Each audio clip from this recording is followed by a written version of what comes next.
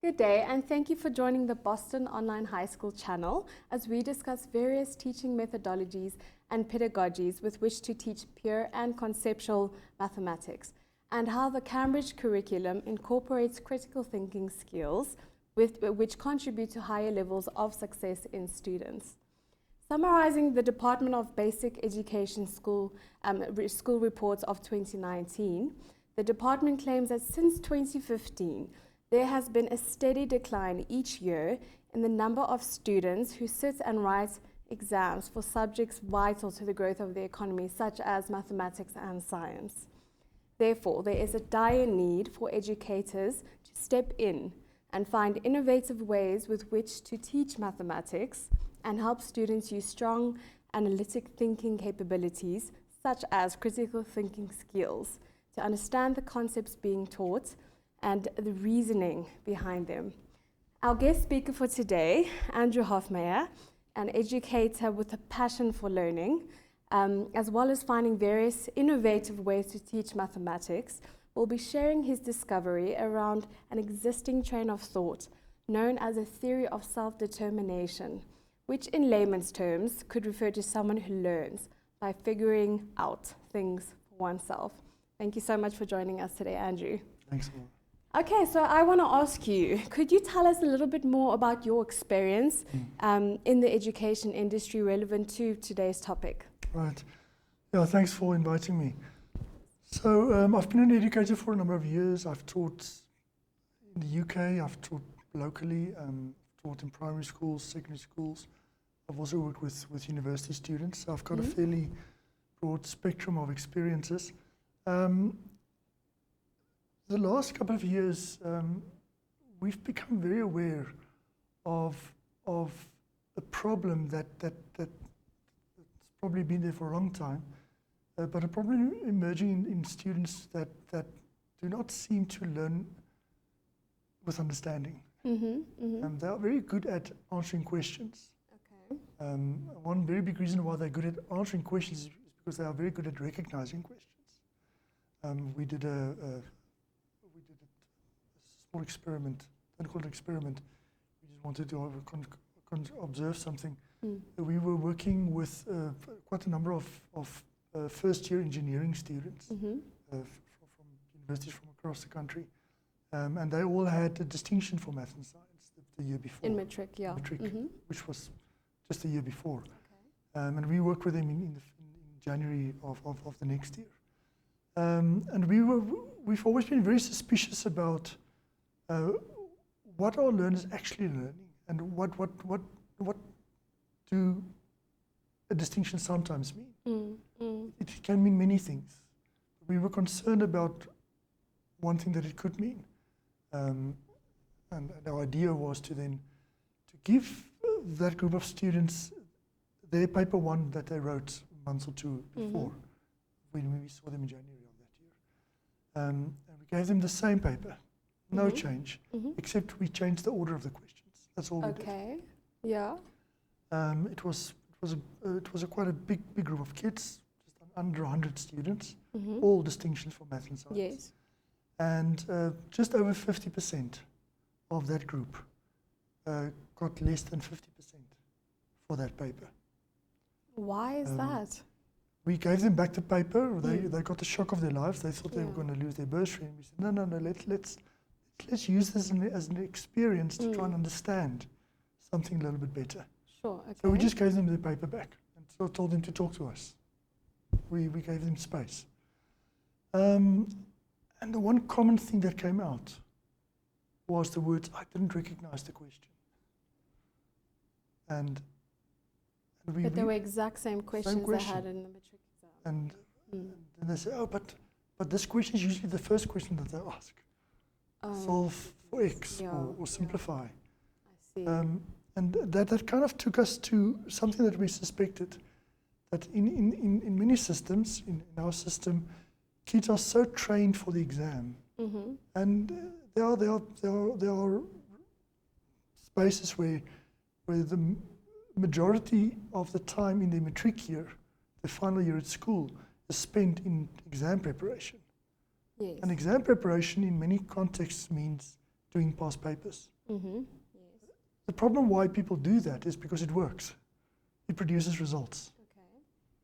Okay. But there's a consequence to that. And the consequence to that is not what people think about often. Okay. Because the teacher or the system, they release the student with a distinction. What it means is not a problem. The point is it's a distinction. But if kids are engaging in learning by doing past paper questions all the time, it starts to create a framework of learning in their own minds to think that I understand something if I can recognize what I have to do. Okay, so it's expectancy. Yes. You know, they're expectant that it would be a similar order, so almost like regurgitating information. In That's a all they sense. do. That's all they do. So there's no real understanding of the questions being asked, No. and that's what catches them. That's what catches them. Now, many people say that if you do a lot of procedural practice, that develops understanding. Mm-hmm. That may be true. It may be true. To an extent. To the extent if the questions that are being asked and being done are at a high enough level. But if questions are just the same from year to year, all they have to do is recognize the question and apply the same formula or the same procedure. And that's very problematic. And then learning becomes a matter of recognizing. and Not understanding. Not understanding. You asked me where I come from. There's a very disturbing observation that we've had, that is what's happening in many systems, private school systems and the state. Now, that approach to learning develops a certain level of proficiency in the learners. Proficiency is incredibly important. Being able to do a question very quickly, knowing what you have to do. Those are good things. Of you. Those things are good because it allows you then mind space to think about the situation. And in our conversation, when I use the word situation, I'm actually referring to the questions that students get. Yes, yeah. If students can start to, instead of thinking of the question, rather think what situation is inherent in the question that I'm being asked. Let me engage with the situation. And once I've understood the situation, then I look at what am I required, what am I being asked about the situation. That's something that we've come to understand as being quite an important shift in our minds that we have to do as a system, as educators. Yeah. To acknowledge what kind of space are we creating in our classrooms. Learners, how am I learning? What do I understand as what constitutes learning? Is it understanding or recognizing the question, or am I actually doing mathematics? That's true. And would you say that the Cambridge curriculum incorporates this, or should I say to an extent teaching students how to use critical thinking skills? I think Cambridge has recognized this very clearly in their engagement with teaching and learning over the years. Yeah. And if one looks at their papers, and the problem manifests in the assessments. You can see in the assessment where the focus is. And Cambridge is very explicit about the fact that understanding must be developed in the content areas that learners engage with. Because if you look at their question papers, their question papers are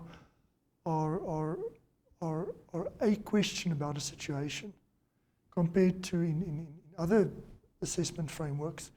Let's take a question about calculus. A calculus question could be question 5, but in some context, that question 5 is question 5A, 5B, 5C, 5D, 5E.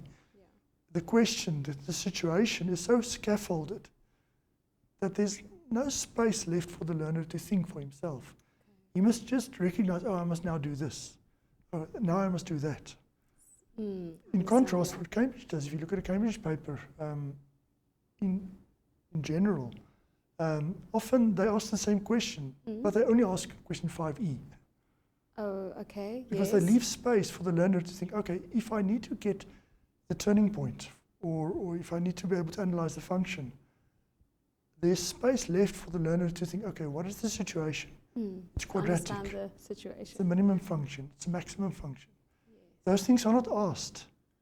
There's space left for the learner to open up and to think about those things himself. And that's really the critical thing. Would you say that defines how students experience first year university or even the workplace? Because as you gave that example of the matric students, I'm assuming they came from, you know, a normal private or public school environment, and coming to university and almost having that big shock of why am I not understanding concepts, or at least why am I not doing as well? I'm a star student.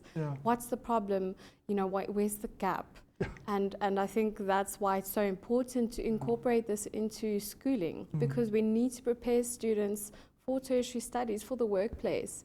And I think even to an extent at university level, it's expected of students to already have a basic understanding of how to analyze, how to understand concepts, to basically critically think about a situation. And therefore, so there's a big gap that matric students, they've skipped that step. And it can be very overwhelming for students when they get into university. The big dropout rates that one observes in our tertiary institutions has been with us for many years. I think it's been with us for many years because this way of learning with the focus on procedural learning, recognizing the question, just doing what I did the previous time. That's been with us for many years. And you find at tertiary institutions kids with great results, really struggling. Something interesting that we've observed over many years, in many instances, not as a norm, not as a rule, but it's often the student who didn't get the A, who got a C, who progresses more consistently through tertiary studies. Because often the kid that got the C, sometimes he's the kid who had to actually make sense himself. He was not able to lock into what the teacher expects of him. Yes. Maybe he didn't get along with the teacher, or maybe there wasn't a teacher. Yes. He had to just make sense himself. There's a possibility that if you take a sample group of learners from schools that provide everything for students, and we're proficient, and those kids are so proficient in their learning. And you take kids that come from, that didn't have all of that, but they still progressed. You'll probably observe that the learners that come from very well-to-do learning spaces, there's material, there's everything, they probably are more trained in the sense of recognizing and doing questions, and they do well. But the student who comes from not that, didn't have access to that, he possibly didn't have all of those scripting in his learning trajectory. He actually managed to make sense. And it has to do with an attitude that is developed. Sure, yeah, definitely. And attitude is a major thing. And I'm speaking about attitude, referring to what is my positioning to a learning space. Almost a mentality that's formed. Mentality. Yes, yes. Sure, that's very important. And how would you describe critical thinking as a skill in the teaching, both teaching and learning space? If you could just touch a little bit on that. Right. So I think critical thinking skills would mean different things in different kind of classrooms. I think a lot of spaces are defined by memorizing facts, recognizing questions, and responding to questions in terms of what you think is expected of you. Yes. Critical skills takes you away from that. Okay. It takes you away in that you allow yourself space to still memorize facts. It's important. Yeah. It's critical. It's still to recognize what may be expected of you. It's still there. Yes. But critical thinking skills, I think, in one way, is a skill that you allow yourself some space to stand back and to first look at the situation and to say, how am I making sense of what I'm being asked? What is involved? What do I know? Yeah. What can I deduce from the things that I know? So, I mean, it includes reasoning, engaging creatively, and reflection, You'd say it includes those points? Making sense of the situation. Yes. Yeah. And this thing about making sense is a huge thing. It's a huge issue. Definitely. And what is meant by making sense? Making sense of your own thoughts in the context of the situation. Yes. Yeah. That's important. Yeah, And not making sense of what the teacher is saying, not making sense of what the educator is expecting of you to say. It's just engaging with the situation. And what do I understand? What do I know? That question comes back every time. What do I know? Yeah. What deductions can I make about the situation? Yeah. I think those are skills that are really quite important. Yeah. Because it in a way, if a student allows himself the space to do that, then he's actually engaging. Then he's actually able to observe more. Yeah. Often, when you go through a scaffolded question, and you take the questions away, and you just give the situation without questions, and you let the learner engage with the situation, and you ask him, what questions do you think they're going to ask you? They know exactly what they're going to ask you, because you're familiar with the situation. And then those are attitudes that kind of frees the mind up to really engage and to then do mathematics. Yes. Because mathematics it's about modeling. Mathematics was created by situations that people found themselves in that they did not have control over. And they had to move something. They had to build a pyramid. They had to build a bridge. Yeah. There are so many examples. So how do they do? They don't just start building the bridge. There's a lot of things they have to gather information. The only way to gather information is to develop models that represent reality. And that's what makes up mathematics. Yes, it's almost like storytelling. You need to know the story behind why is there a formula for this? What's behind this formula? What does it mean even? What does it represent? Because how it stands currently is a student will see, let's say, a mathematics sum, and they say to themselves, but I know the exact formula for this, so all I need to do is put the parts together and work out the formula. But do they even understand why it is the way it is? And I think that's where conceptual mathematics comes in. The interesting thing is that it's quite disturbing, but if you set a paper and you ask the same questions that they've been practicing, just in a different way, you just rephrase it. Yeah. It is shocking to see how many kids just don't recognize it. And when you take them out of the examination situation and you go through the paper, one after the other, they'll say, "Oh, I didn't recognize the question." And it's all related. It's all related. Yes. And I think that kind of in the learning space, that's what's becoming more and more critical for us. Because we're moving into an era which people call the fourth industrial revolution, where we need to be able to start to engage autonomously with the situations that we find ourselves in, because they're going to be new. I mean, my son, I don't know what he's going to, what will he do one day? When he asks me, "Dad, what do you think I will become one day?" I don't know. I don't know what your future will look like. I don't know what's available there. But that's not the problem.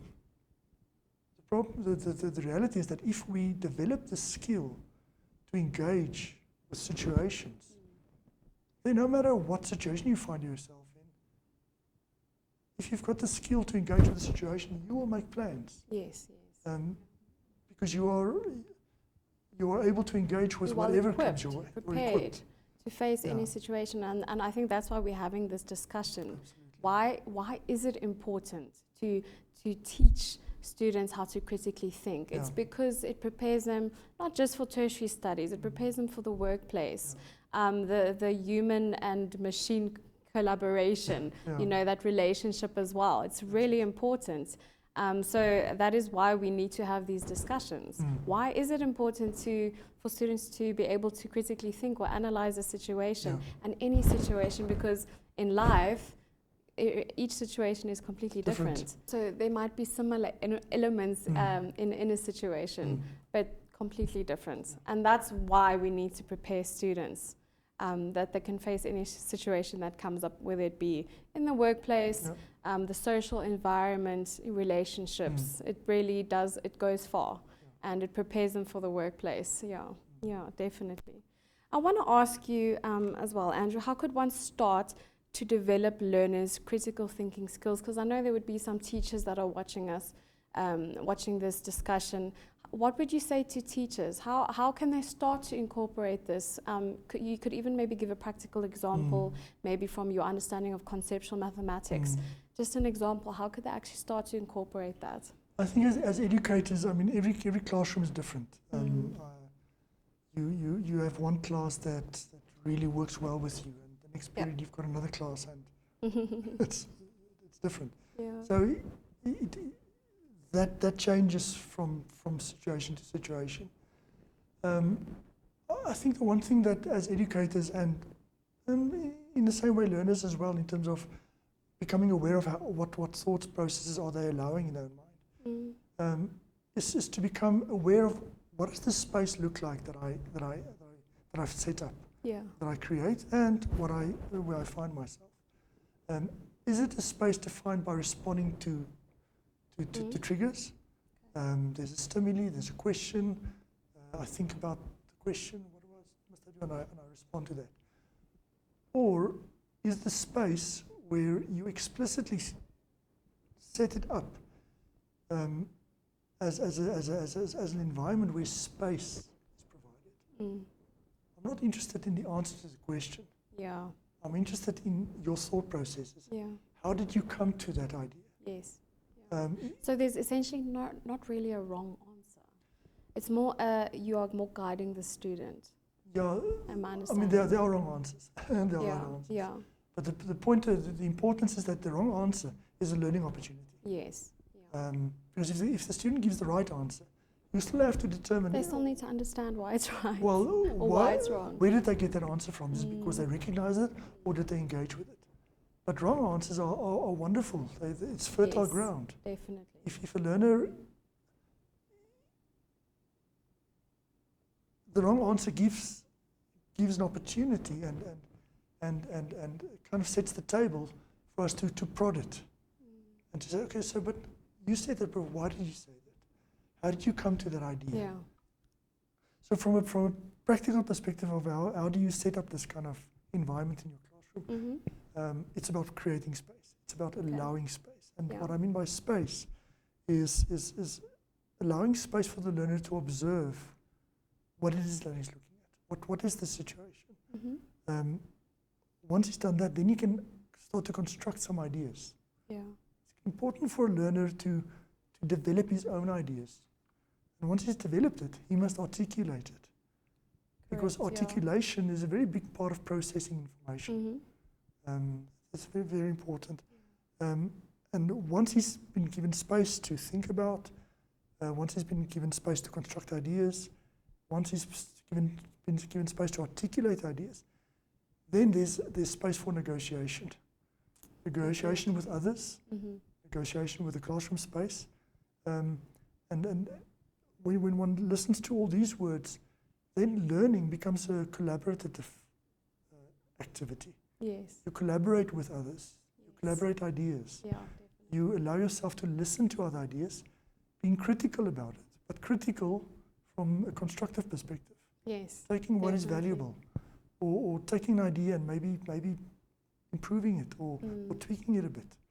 And I think if one can have that intention in mind, because everybody will do it differently. What came to my mind now is I was just thinking to myself, some of the great minds from past centuries back, for instance, Aristotle.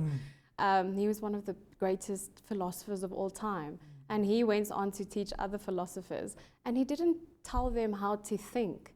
He basically, he said, he would tell them, what are your thoughts? What are your ideas? And these ideas have blossomed so, and now we call them our form of government today. So and that's why. I mean, he was one of the best philosophers. Yeah. He taught Alexander the Great. So if you think of it that way, like I said, there was no, he didn't give them a book and said, that's the answer. This is how it is. It was more like a lecture back and forth and think and thinking ideas, collaboration. So and now we have different forms of government thanks to them, and so it goes on. Yes. So I want to. You often hear a reference to big picture and small picture. Is this maybe a useful framework when thinking about learning? Yeah. Should I say? Yeah. I think it's a very valuable thing to refer to in one's mind as an educator and for the learner. See, when you are working with a certain topic in mathematics, it's very easy for the learner to get lost in the detail because it's all new. There's new ideas, new concepts. There's specific formulas, Yes. and often you speak about trigonometry in the kind of the bare context of just right-angle triangles, or if you use the sine and cos rule. Area rule, you don't need to right-angle triangles. You can work with any kind of triangle, but that's very specific. It's small picture. It's important to every now and again to just stand back and say, okay, I've learned this about that, but how does it apply? Yes, exactly. How does it manifest in different contexts, other contexts? That's very it's not very specific what I'm saying now, what I've just said now, but I think the idea of big picture, small picture, is maybe words that one can use to facilitate the idea of reflection. Yes. Yeah. Go and learn specific things, but let's stand back and reflect on it. What does it mean? How do I? How can I apply it in different ways? Yes. Yeah. Or give a new situation, and one would, from a big picture perspective, look at a new situation and say, okay, are there correlations? But before I look at correlations, let me just go into the small picture. Let me go into the detail of the new situation. And not trying to see what the question is, or not trying to focus on what the answer of that situation is, but just engaging with that situation for what it is, small picture. So the question would be like the small picture, Yes. but then the understanding Would come is the from big picture. Yes. And for instance, it could be a question or a sum or a formula. How can that also incorporate into situations? Yeah. For instance, engineering projects like building a bridge or something like that, so which I think is quite important. Why do we need to understand these questions, or do we just need to regurgitate information and I just know what the formula is to get to the answer? So I think it's often that knowledge is confined to that small picture, and often students are not able to make connections between different things. Right. It's what's spoken about a lot, that many times it's observed that students learn this, trigonometry and geometry and algebra, but there's no connection between these things. And small picture, big picture really facilitates that. Definitely. I think it's what we're talking about now. One can actually generalize it by calling it a healthy habit. It's a habit that should be developed in a learner's mind. Yes, definitely. That he does that it's just something that he does. But it's something that learners must be guided into. And I think educators and learning platforms has the responsibility to facilitate that gradual guidance into, right, we're learning this specific, but how does it relate? Gradual guidance with space. Yes, absolutely. Definitely. Yeah, absolutely. Sure. I think if you would agree with me that critical thinking skills are instilled within the Cambridge International Curriculum, which we actually do offer at Boston Online High School. Yeah.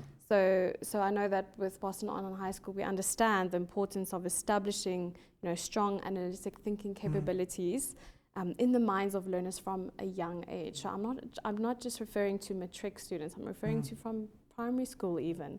So I would actually say that students with a Cambridge education, not only do they have a world-class education, but I mean, they have highly sought after critical thinking skills, which is very much needed in the workforce in the fourth industrial revolution. Would you agree with me there, Andrew? Yeah, no, definitely. I think Cambridge is really actively being concerned about to what level are they allowing this to be possible. Or not Definitely. possible. To what degree are they allowing this to be the character of this one, what they're offering? It's important for educators that are engaged in the Cambridge space to recognize that and to allow that to play out in their classrooms. Definitely, definitely.